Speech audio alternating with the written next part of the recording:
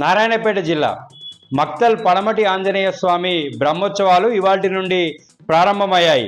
వారం రోజుల పాటు జరగనున్న ఈ ఉత్సవాల్లో 15వ తేదీ రథోత్సవం జరగనుంది.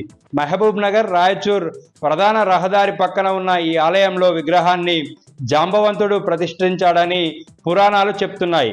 ఈ ఉత్సవాలకు కర్ణాటక, ఏపీ, మహారాష్ట్ర నుండి పెద్ద ఎత్తున భక్తులు తరలివస్తారు. నారాయణపేట జిల్లా ఉమ్మడి మహబూబ్ నగర్ జిల్లా వ్యాప్తంగా దాదాపు 3000 మంది సమగ్ర శిక్ష అభియాన్ ఉద్యోగులు సమ్మెకు దిగారు. 4వ రోజు ఉద్యోగుల సమ్మె కొనసాగుతుంది. నారాయణపేట జిల్లా కేంద్రం మున్సిపల్ పార్కు వద్ద ఉద్యోగులు ధర్నాకు దిగారు. కాంగ్రెస్ ప్రభుత్వం ఎన్నికల్లో ఇచ్చినటువంటి హామీలను నెరవేర్చాలని డిమాండ్ చేశారు. నారాయణపేట జిల్లాలో ఫుడ్ కమిషన్ చైర్మన్ సభ్యుల బృందం పర్యటించింది. మక్తల్ మండలంలోని పాఠశాలలు, గురుకుల పాఠశాలలు, అంగన్వాడీ కేంద్రాలను తనిఖీ చేశారు.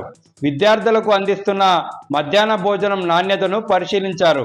మధ్యాహ్న భోజన నాణ్యతపై కమిషన్ సభ్యుల బృందం అసంతృప్తిని వ్యక్తం చేసింది. నాణ్యమైన ఆహారం విద్యార్థులకు అందించాలని సిబ్బందికి సూచించింది.